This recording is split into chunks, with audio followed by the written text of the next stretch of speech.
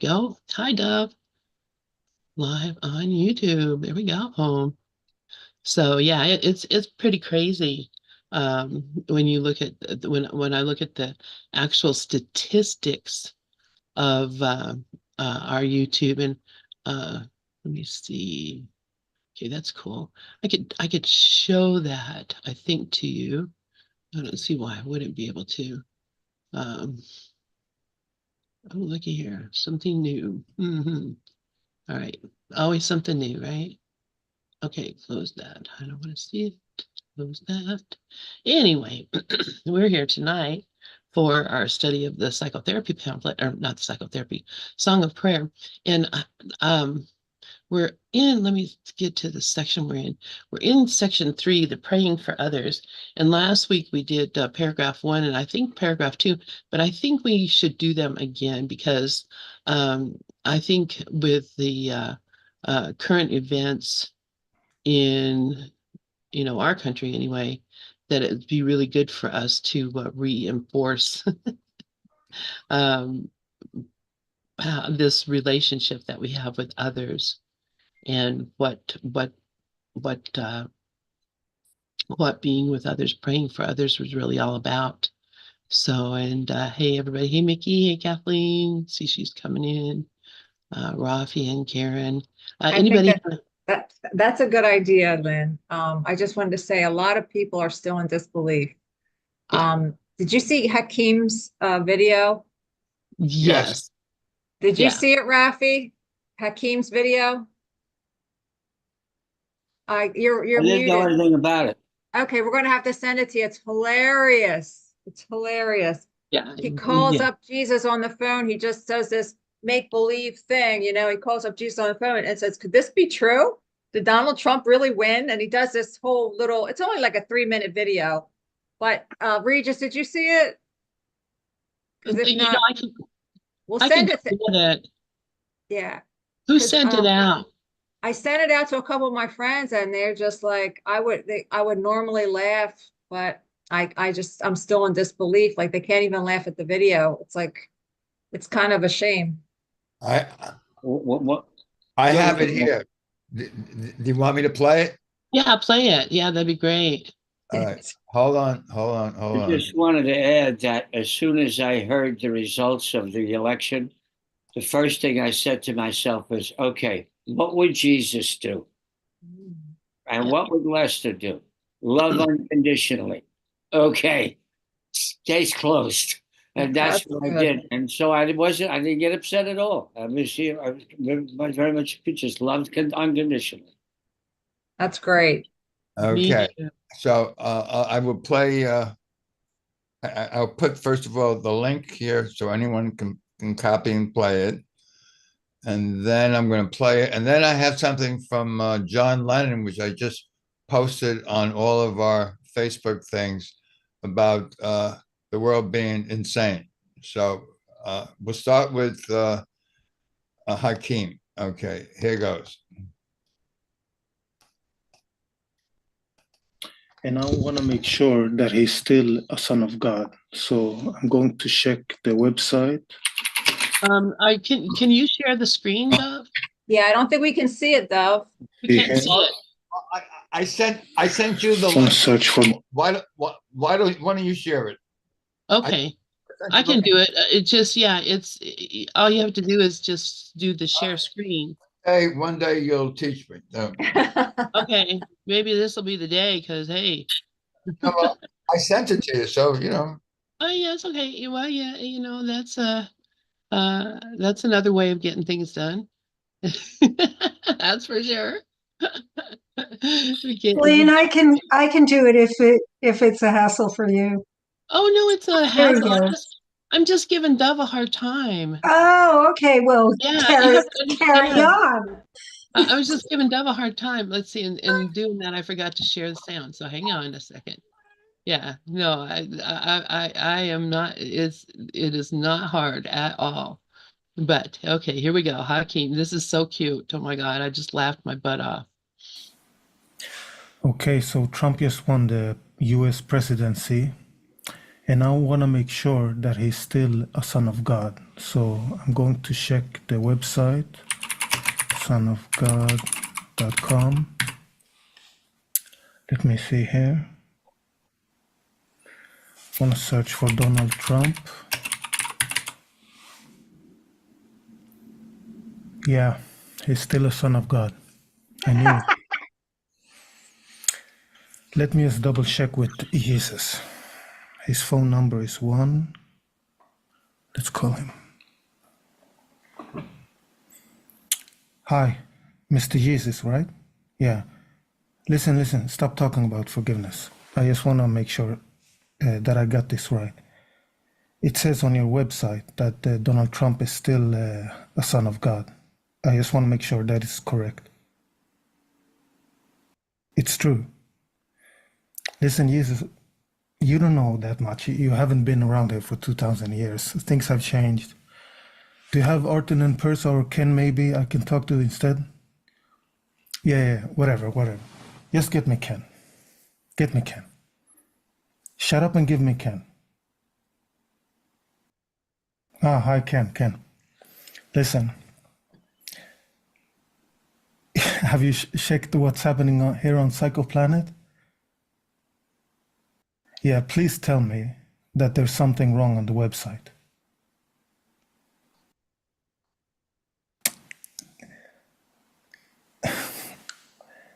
I know it's my dream, but not him. He's not even human. He's something like an orange.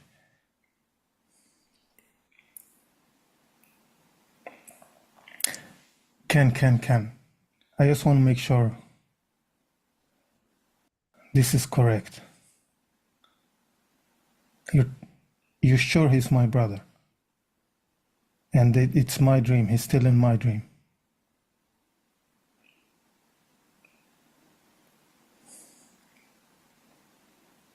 He's part of my projection. Nothing has changed. This can't have an effect on me? Are you sure about this? Because I've been hurt before. Can I really trust you on this? You know, Jesus said the same thing, but I can't take his word, you know. What does he know? He hasn't been around here for 2,000 years.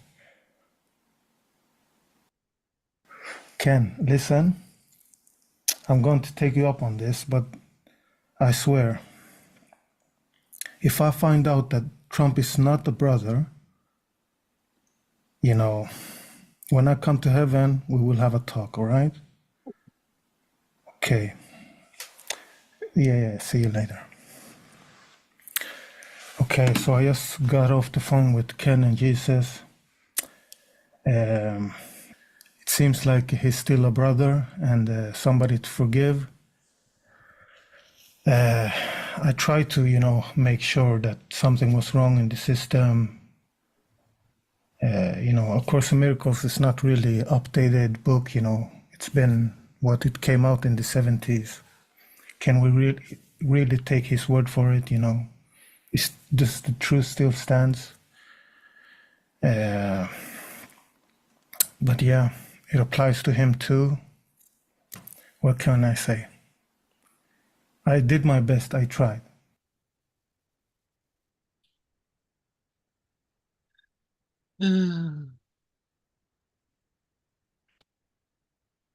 All right. So he tried.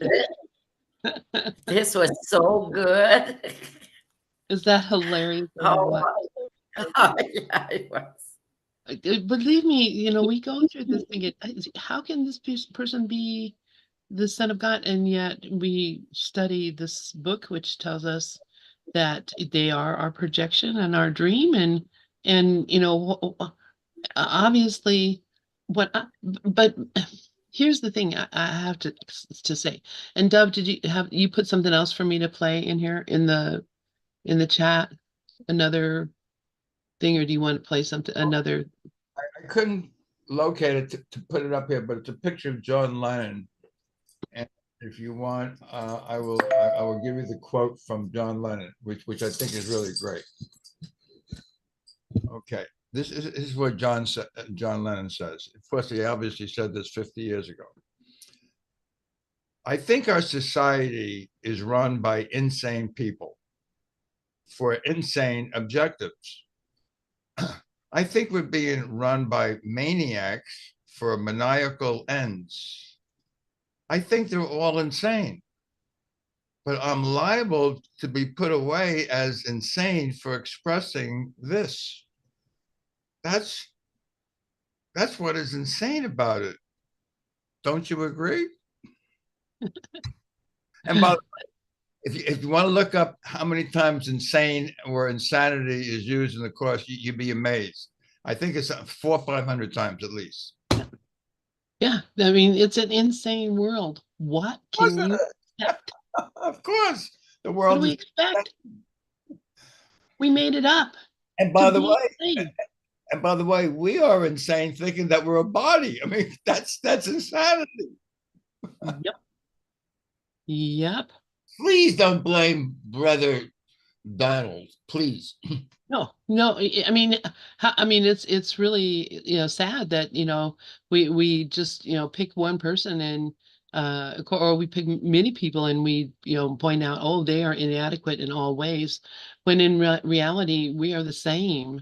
So, and we're all here to do this remembering of the truth of who we are. And Mickey says 249 times he says insane in the Course of Miracles. Rafi has his hand up, and then Karen. Go ahead, Rafi. How soon I forgot. That this dream life is a school, and we're here to learn the lessons and be grateful for your triggers. Well, the guy who just got elected president is a big deal trigger. If you react to him, if I react to him, then I'm caught up in ego mind victim mentality. And if I stand back and see that it's here to help me pick out something out of my head that needs to be corrected, that needs to be looked at, that needs to be, so I can get back to the all-loving presence that is the reality and not this dream. And then he's provided the service that he's given. We're all serving. And he turned out to be, in this particular instance, he turned out to be a terrific trigger for most people. And literally millions and millions and millions of people. If you see it as a trigger and you take care of business, great. And if you don't, then you're going to be caught up in suffering and blaming and coming from that victim mentality and, oh my God, what are we going to do now? And I mean, I talked to a lady this morning. I was at my garden watering, and one of my garden mates came over. She has a plot near mine. And I said, good morning, how you doing? She said, democracy is dead. I said, yeah, okay. But you still have to water your plot, you know. And she said, I'm considering moving to Germany. Like that's going to fix it. You know, it's amazing. But how you react or don't react is the key to it all.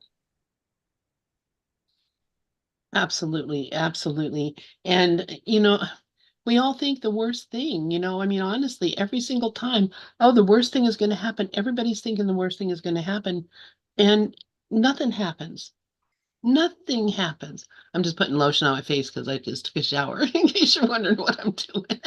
I've lived through presidents from Franklin Delano Roosevelt to now. And each one has been a chapter in this storybook life that I'm involved in.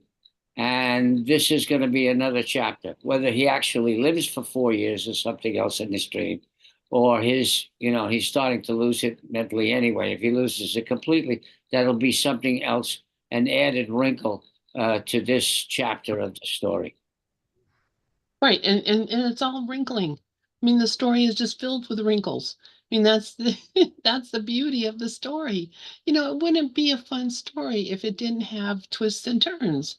And if we didn't get scared and we didn't get excited and these are all part of the experience we ask for in this dream. So why be surprised when it happens? If you Let If you look at it as a screenplay, You look at whoever wrote it. If you write this screenplay, it's going to get a lot more attention than if Kamala won the election and he wrote that screenplay. Then it would be, oh, that's nice. We have the first woman president. First we had a black president. Now we have a woman's president. Isn't that nice? La la la la la la la la la. But this is going to be full of drama and craziness and sex eccentricities and all kinds. And that's what, more people will want to go see that kind of movie. And it's too bad because that's all it is. That's it. Yeah. We want to be entertained.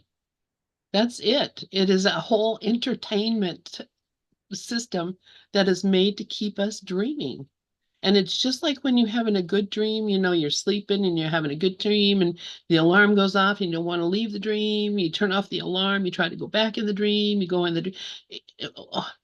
This is all we're doing. We're just trying to stay in the dream. And getting involved in these things and getting upset about these things, all that does is keep us anchored in the dream. So that's why we have to laugh about it and let it go. Hakeem was absolutely right. You have to laugh about this because it is a joke. It's an absolute joke, and we don't see it. We just think it's, oh my God, it's a tragedy. No, it's not. It's nothing. Laugh and be happy. Exactly. Exactly. Karen, please go ahead. Thank you, Lynn. Thank you, Rafi. I love what you both shared. And I was thinking when, Hakeem reminded me of, like a little kid that plays pretend, like make believe, like, when your kids were little and they pretend they were on the phone talking to someone, and that's what this is like you said, Lynn, we're making it all up. So it's just make believe. It's like we're pretending. It just reminded me of like a little child just playing, you know? And I like what Rafi said about this dream life is school, and we're here to learn lessons. And that's what we're here for. We're here to learn the lessons and to heal our mind. These are all lessons. And I don't know what it's for, and I don't know what's going to happen. Like, we have no idea what's going to happen. We have no idea what he's going to do. His daughter may change his mind. Who knows? I mean, he's very close to his daughter. She seems like she has a good head on her shoulders. Who knows? But all I know is that the course teaches us about the holy instant. And I know for me, a lot of it looks like we're bringing the past into the present. What he did in the past, we're bringing into the present, and there's no forgiveness there. This is not the past. This is happening now, and so why is it so difficult to just, trust would settle every problem now? I'm looking at it as an opportunity to see, let's see what he can do. I mean, let's give him a chance. We don't know. I think it's a good opportunity for forgiveness. Well, he's going to do what we want him to do. And so if I want him to be a real tyrant and be terrible and prove that, my ego's right about what kind of person he is, that's what's going to happen. But if it's my dream, if I want to see God in action, that's what I'm going to see. And it may not appear to me or to anybody else how it's happening, but you better believe if that's what I want to see, that's what I'm going to see. That's why it's so important that I'm in control of my mind. This kingdom I must rule. It's why it's so important that I rule my own kingdom, because otherwise I'm going to be influenced by all the crap and forget about the truth of the reality of what I am. And what I am is the only thing that's important. None of this other thing. I mean, it's the weather. Regis, please go ahead. Lynn Johnson, yes and yes. If you can hear me. I can hear. Yeah, to everything you just said ties in with what I wanted to say, because what you're really saying is principle. The principle works. Now, if you have the principle toward, like you said, whatever we make Donald out to be, that's what we'll see, that's what we'll experience. and that's principle. And so the principle we even say it in the church, even when it says, "Seek and you shall find," you know, yeah, you'll find whatever you're seeking. You know, it doesn't say, it's just, so that's principle. And even the fact for me, what excites me right here, right now, is the fact that principle work. See, if Donald had not won, we would have been out of principle, because what you resist persists. And I said that about the last time he won. I said right here in ACIM Gather, we put him in the White House because what you resist persists.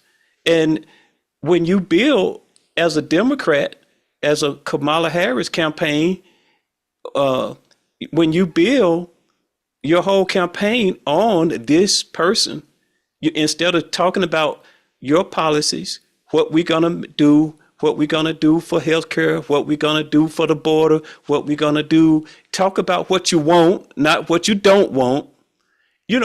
And to me, it's just great to see that principle works. And so even while Donald is in the White House, all Regis has to do is stay in principle, and Regis will be all right.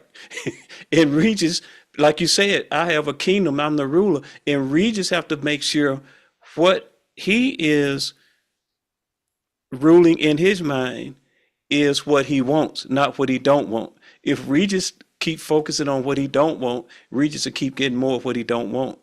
And so it doesn't matter who's in the White House.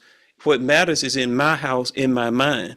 Oh, I thought my camera was on. I just realized y'all can't see me. But anyway, Regis, because I'm pointing at my head and y'all can't even see me doing that.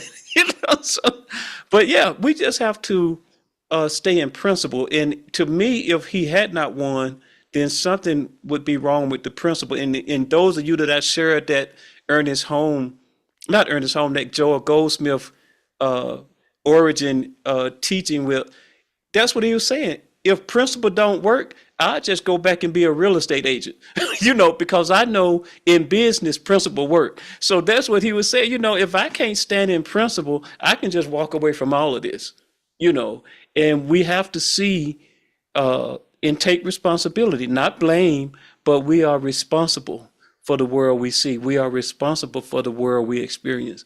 And so thanks. I see Mickey has her hand up. No, thank you, Regis. And yeah, that's exactly it. I mean, honestly, you're right. And what we resist persists. And there was so much resistance in the minds of people who, I don't even, like to think of, people having more powerful minds than other folks, but there's a lot of people who have really tended their minds and are looking very carefully at their minds and working uh, to know their minds better, who fell for the trick of here's a bad guy and the bad guy needs to be stopped. I mean, look at that. I mean,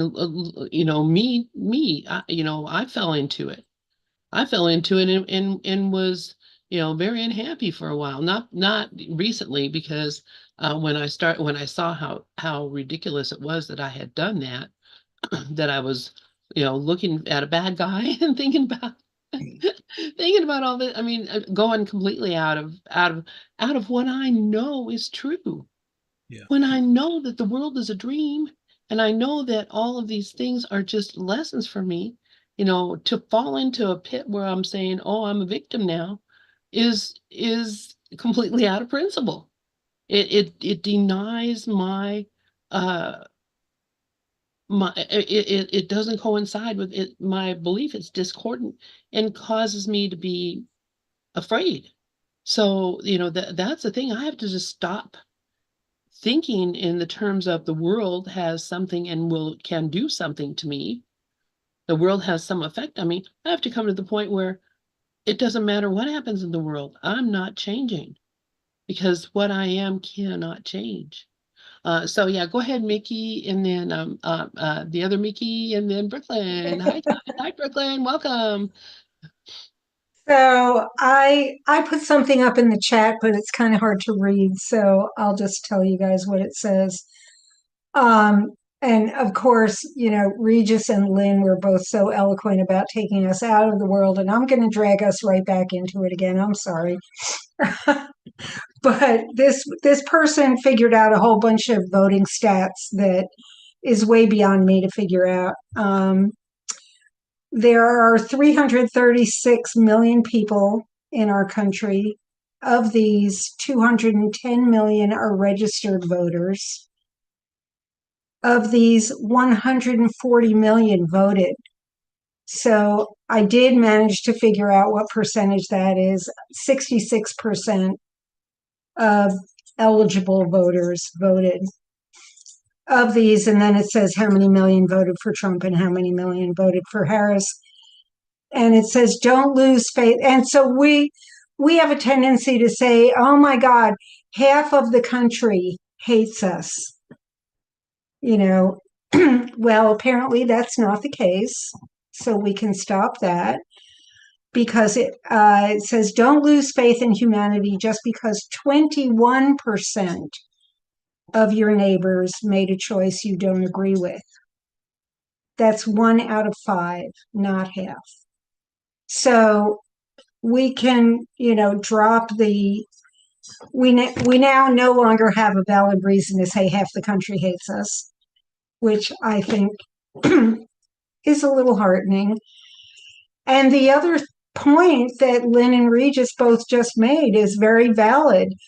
Why are we all of a sudden pulled into this world trauma, when what we're trying to do is understand that we're not really in this world? The thing that we've all been studying for decades, most of us, and we're trying to prove that we're not these bodies. We are mind, we are in God, and here we go, just like sucked right back into the world, thinking that we're all. I was with some friends this afternoon, and one of them said, yeah, well, he's got his finger on that button and he could blow us up any minute. And I said, glory, hallelujah, I'll be done. If the whole world blows up, that means I get to graduate. I get to leave this plane with my diploma. And that, what are we going to do? Cower in our houses and go, oh my God, what are we going to do? Horrible things are going to happen. That's just us projecting into the future and feeding fear. And the one thing I've been telling people over the last couple of days is, can we concentrate on peace? And I said this afternoon. I'm sorry if I sound like a broken record, but ego feeds on fear, and let's not feed it. So that's it. I will pass to Mickey. Please go ahead, Mickey. Hi, Lynn. Hi, Dove. Hi, Karen. Hi, Mickey. Hi, Rafi. Hi, Regis. Hi, everyone. I love this conversation, and I just wanted to say that, I loved what Hakeem said about that we projected him. And I really like what Karen said about, not looking at the past. And so this is really also helpful in my own classroom with him being elected, because, with all of the different people in my classroom, I'm really looking at myself like, am I really bringing the past into this and not looking at this person as a son of God? So that was a great little, video.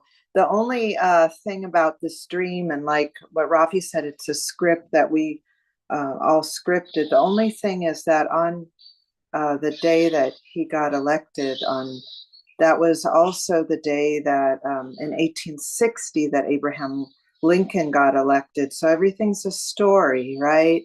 So that part, in a way, I don't like that part of the dream because of what happened to Abraham Lincoln. So I wouldn't wish that on anybody in the dream. So that's all I just wanted to say. So thank you.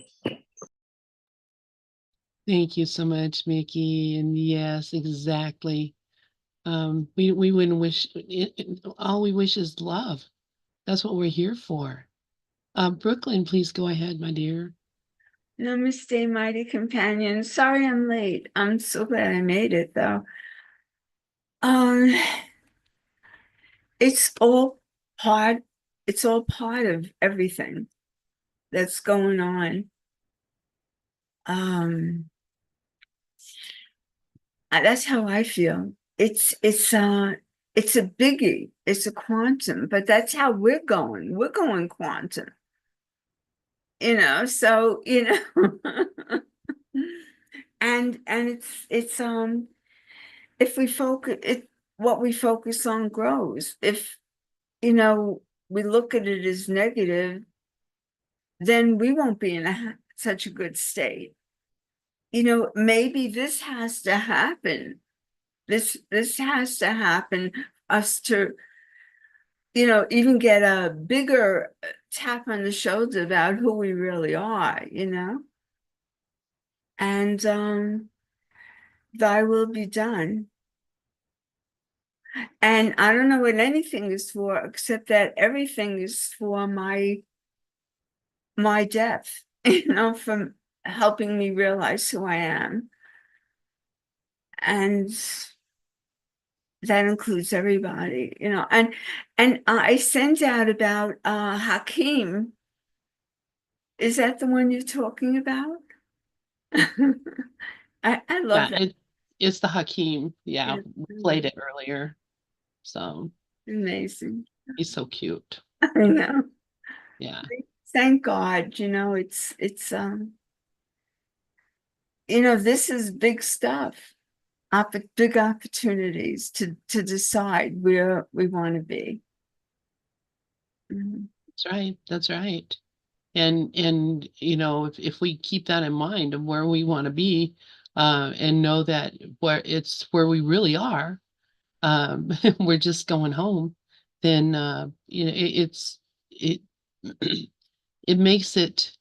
I think it's going to help shift the world, and that's I think that's what A Course in Miracles is telling me. And of course, it shift the world because it shift my own experience of the world, but it's still a shifting that I've been asking for and hoping for and looking for, and coming to realize that it's all me. It's So I had a big shift. It's palpable, the shift. Yeah, yeah, yeah. Absolutely. Thank you. Yeah, it is. Thank you. All right, so let's go and check out our book that we're looking at. We are in the Song of Prayer, and we're reading about prayer, and we're on praying for others. And last week we read the first couple paragraphs, but I think it stands good to reread them this time, and remember what it is that we're here for. So who would like to read paragraph 1? Karen. Yeah, before I read this, and this relates to this paragraph so much, I was just looking in the manual for teachers, section 9, are changes required in the life situation of God's teachers? And the very first sentence in the very first paragraph says, changes are required in the minds of God's teachers. And that's what that's what we're all doing here. It doesn't matter what's happening. It's our minds that need to be changed. And this is what we're teaching right now with this paragraph I'm about to read. Paragraph 1, praying for others. We said that prayer is always for yourself, and this is so. Why then should you pray for others at all? And if you should, how should you do it? Praying for others if rightly understood, becomes a means for lifting your projections of guilt from your brother and enabling you to recognize it is not he who is hurting you. This is so perfect. The poisonous thought that he is your enemy, your evil counterpart, your nemesis, must be relinquished before you can be saved from guilt. For this, the means is prayer of rising power and with ascending goals until it reaches even up to God. Wow, how perfect. I just love this paragraph, and it's reminding me that the only prayer I need is for forgiveness. Forgiveness is the only meaningful prayer, and that is praying for healing my own mind, to change my perception, of what I thought my brother did has not occurred. You know, my brother didn't do anything. It's my projection, it's my reaction, it's my interpretation, you know, and it reminds me in the manual where he says, you know, you can't be angry at a fact. That's the fact right now, it's the fact that Donald Trump is president. It's my interpretation that needs to be fixed. It's my interpretation that matters. And you know, lifting the projections of guilt and, you know, relinquishing my projection, believing it's my brother who's upsetting me when it's nothing but my own thoughts about it. And I have to say, when I first heard about this, I my uncle came in and said, "Did you hear Donald Trump won?" early that morning, and I'm like, "Are you kidding me?" Like, I was kind of shocked, like I couldn't believe it. I was just like, "Wow." But I wasn't upset. I was just shocked. I was like, "Wow, like I did not expect him to win." And now it didn't take me long to just say, well, this is what's happening. You know, it doesn't really, I didn't get upset. I didn't get angry. I was just kind of shocked. And that shock now went away because it is what it is, and I can accept it. Thanks. Yeah, wow. This is just such a testament to the work that we're doing here. That you know what, maybe some time ago might have been something that caused, you know, great anguish and fear, fear. And you know, I know some who are in fear and who are just like, I can't even come in and talk, Lynn, because you know, I'm so mad. Well, you know, that's okay. But you know what? You'll feel a lot better when you stop being mad and start realizing that, hey, nothing's happening here. But right now, you know, it is easy to fall into that if you believe that something in the world can harm you. And that's, I think, the thing that we've all come uh to have, you know, clear in our minds, is that there's nothing in this world that can change a son of God, that can harm a son of God. Nothing. So and all these fantasies that we have about, you know, this bad thing is going to happen, you know, those are all, they're predictions of something that we know nothing about. Honestly, do not know what is going to happen. You know, how arrogant to think that we could. You know, even God doesn't know what's going to happen. You know, think about that. God is not aware of the future at all, because God is not aware of the dream. So this whole idea that we have that something bad's going to happen in the dream, it's a story in our minds and has no reality whatsoever. That being said, when we read in this paragraph, you know, what is not a story, or what really is a story in my mind, but is not, is the belief that I have of my brother, and the thought that I have about my brother. Praying for others, if rightly understood, becomes a means for lifting your projections of guilt from your brother and enabling you to recognize it is not he who is hurting you. I don't think Jesus could say it any clearer. Excuse me. I got something near my throat there. But the whole idea that uh, my brother is guilty and is going to hurt me is the opposite of what God would have me do. God wants me to see my brother as whole and healed.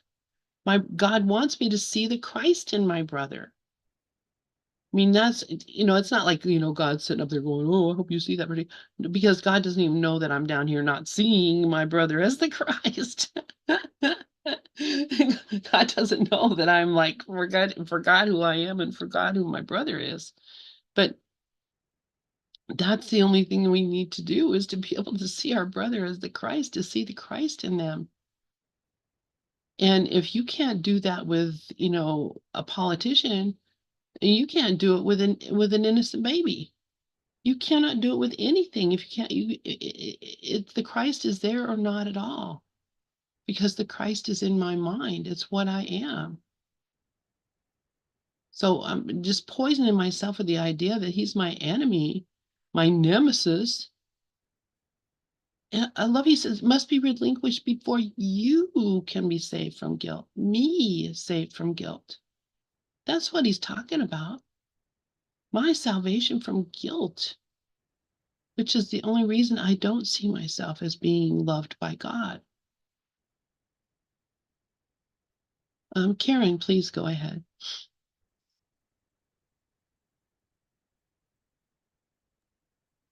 That's exactly, Lynn. That was so perfect. That was perfectly shared. And, God wants me to see the Christ in my brother. And if I'm not, that's exactly what you said. God wants me to see the Christ in my brother, because if I'm not seeing the Christ in my brother, I'm not seeing the Christ in myself.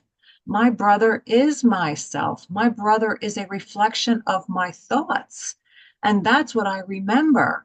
Jesus was a man who saw the face of Christ in all his brothers and remembered God. So he became identified with Christ, a man no longer, but at one with God.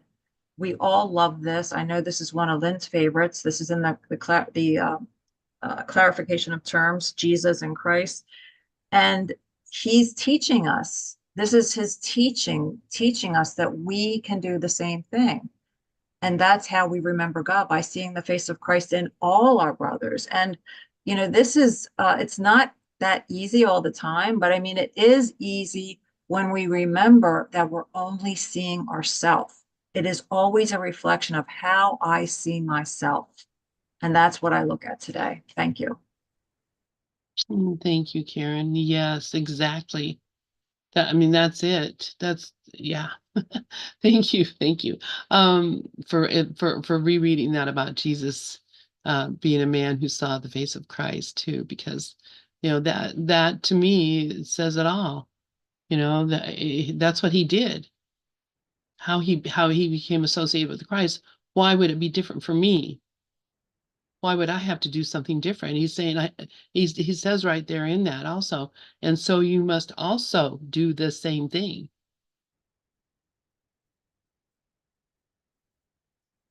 Anybody else have anything on paragraph 1? Let's move on to paragraph 2. And who would like to read paragraph 2?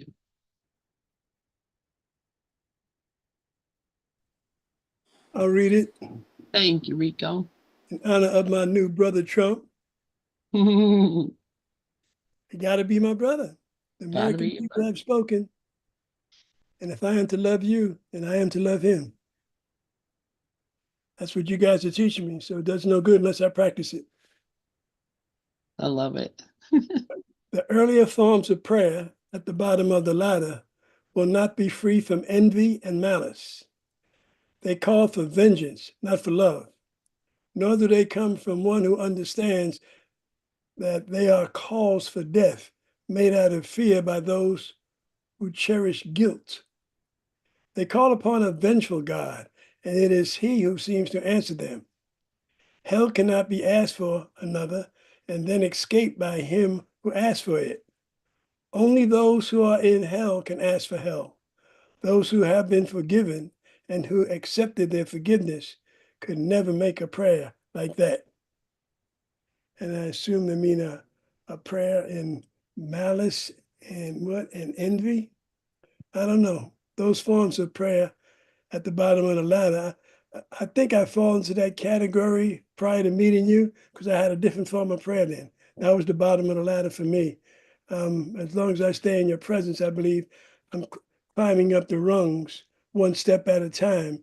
And my prayer has changed drastically, especially since I got introduced to Joel, what's his name, Goldsmith? Yes, sir. He got me stuttering when I pray now, because my other prayers were from rote memory, and I've just been doing them so long. I could be blindfolded and duct taped, and I'd still be able to pray them because they're habits. And now we're talking about praying for truth, praying for the fruits of the spirit, and I'm not there yet, but praying for things not in this external world, and that's completely brand new for me. So this kind of makes a lot of sense to me.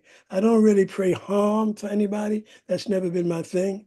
I was always attracted to the light, even though I lived in the darkness. I've just never worshiped the dark. That wasn't my thing. Guilt, envy, and shame. I've never prayed for those things or to take those away. That wasn't me. I've been in hell, but I've never prayed for hell. Matter of fact, when I was in hell, I wasn't praying at all. So let's see, I got that. Only those in hell can ask for. No, I wasn't asking for hell, but I was there. Those who have been forgiven. I think I was one of those who have been forgiven and who accepted their forgiveness could never make a prayer like that. I think I could say I'm in that category. I feel like I'm in that category. I feel worthy of that category. And obviously, because I got pulled out of the hell, and I didn't pull myself out. So something happened. Anyway, interesting, especially when you're talking about prayer. And I agree with everything Karen said about prayer. The only thing I add on to that is I always have to say thank you. Because I got grace and mercy. If I'd have got justice, I wouldn't be here. I don't know about that, but thank you for that, Rico. Yeah, thank you. Yeah. Well, think about you may not think that you, and maybe you didn't, and I'm not even going to say you did. I'm going to say I did. I'm going to say I have very often. Oh man, top politicians. I've looked at them. I cursed George Bush. I cursed Ronald Reagan. I cursed.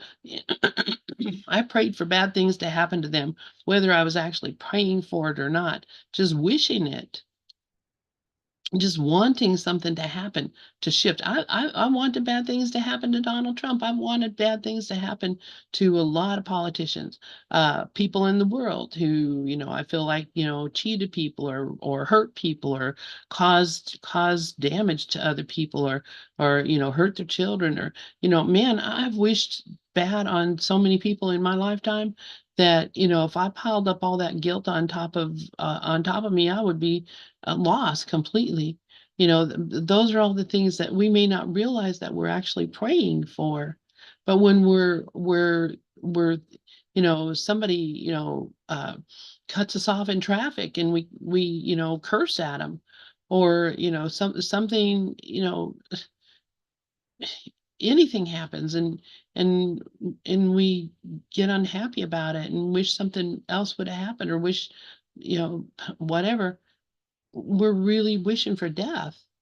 We're really wishing for hell because we have an opinion about something that seems to be not in alignment with what we want, and not being in alignment with what we want must be bad.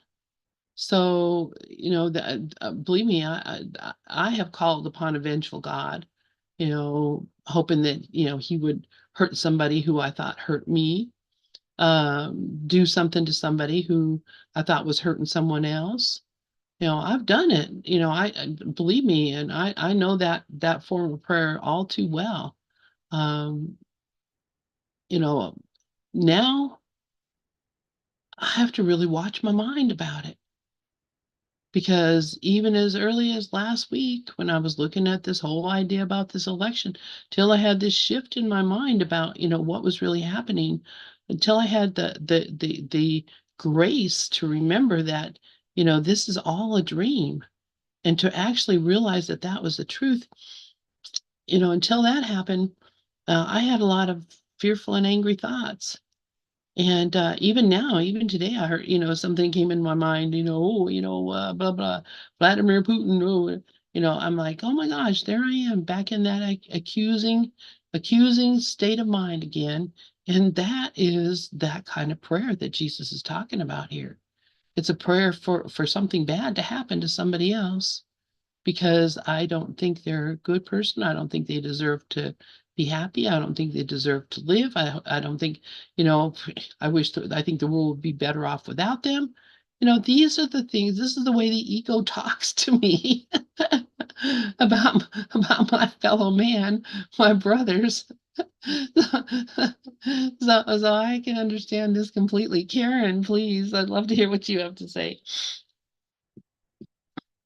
I love your honesty, Lynn. Thank you so much. Yeah. And what comes to me is in the course where he says, would I accuse myself of doing this? And if we're honest, the answer is yes. And I love what Rico said, because thank you is the highest form of prayer. And I say thank you the minute I open my eyes. I say thank you the minute my feet hit the floor. Even though I have to put my compression sleeve on my knee first before I walk, I still say thank you. I can still walk, So that is beautiful, Rico. And I 100% agree that thank you is everything. Being grateful, being grateful. Can I read this paragraph again? Absolutely. Yeah, I think it's kind of intense. So the earlier forms of prayer at the bottom of the ladder will not be free from envy and malice. And that's exactly what Lynn was talking about, and yeah, it's that the prayer that thinking that, wanting something bad to happen to somebody, or wanting something just, I know people who actually wished assassination really did occur. I'm not going to go any further with that, but I'm just saying that's just how the evil. I mean, he tells us that we all are capable of murder here. Our murderous thoughts are very, very strong here. Our murderous thoughts. Every one of us is a murderer. We just don't act on it. We think about things, but we don't. Our attack thoughts are murderous thoughts. They call for vengeance, not for love. Nor do they come from one who understands that they are cause for death, made out of fear by those who cherish guilt. And to me, that's a pretty big statement right there, because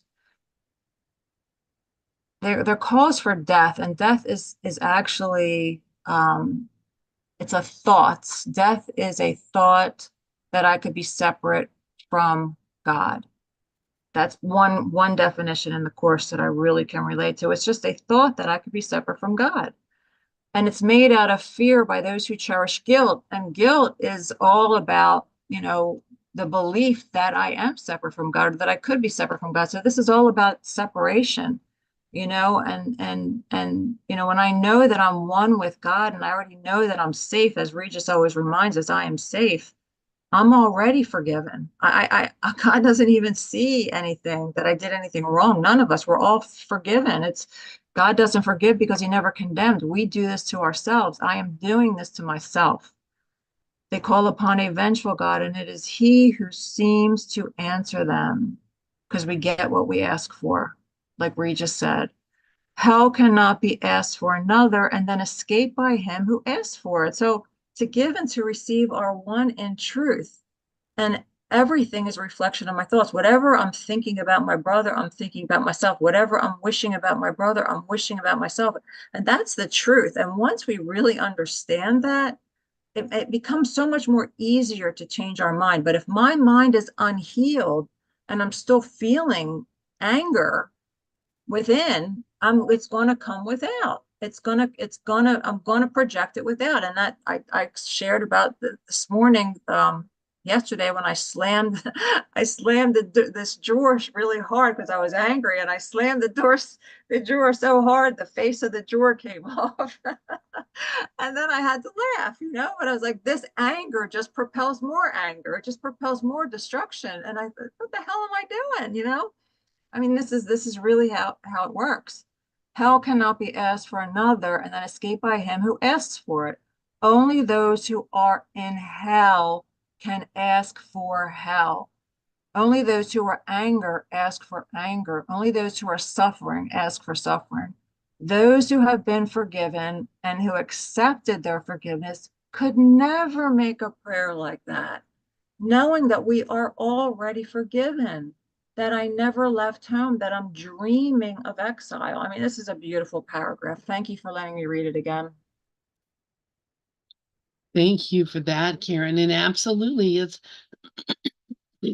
excuse me, we have to look at ourselves and how we act and react and think and see and be honest and own up to it and recognize, this is my story here. And if I want to be in hell, I'm going to be in hell. And you may not think you want to be in hell, but if you're in hell, it's because you want to be. We just talked about the principle. That's it. The principle is, if you want to be in hell, you're going to be in hell. If you're in hell, that's because that's where you want to be. It's so funny. All right. Well, it looks like our time is up for this evening. Next week we will start on paragraph 3. And I'm just going to read paragraph 3 real quick. Hey, Rico, please go ahead, sir. No, I was just going to say in closing that in the big book, it's in the 12-step program in the big book, there's a section there called acceptance. And that's what I have to do with Trump. It says acceptance is the key to all our problems. When I can accept every person, place, or thing, or whatever it is, exactly how it's supposed to be, I'm going to be okay.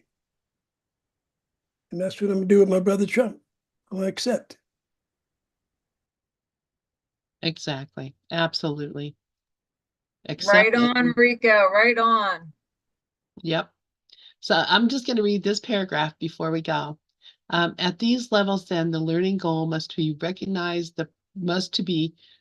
To recognize that prayer will bring an answer only in the form in which the prayer was made. This is enough.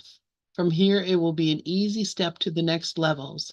The next ascent begins with this. What I ask for my brother is not what I would have. Thus have I made of him my enemy. It is apparent that this step cannot be reached by anyone who sees no value or advantage to himself in setting others free. This may be long delayed because it may seem to be dangerous instead of merciful. To the guilty, there seems indeed to be a real advantage in having enemies, and this imagined gain must go if enemies are to be set free. So, what I ask for my brother is not what I would have.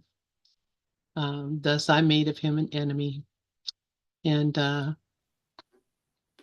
only want what I want from my brother. I want for myself. All right, you guys. I love you all. We will see. And we got to start with that again next week. I got to you guys digest that for me. Yep, we will start that again next week. Absolutely. All right, you guys. Beautiful evening. Bye. Bye. Good to see you again, Kathleen. Yeah, I didn't speak that much. I have a cold, so my voice is not good. I'll be better next week. Good to hear you, my friend. Okay. I like your picture, Dove. You gotta laugh. Gotta laugh.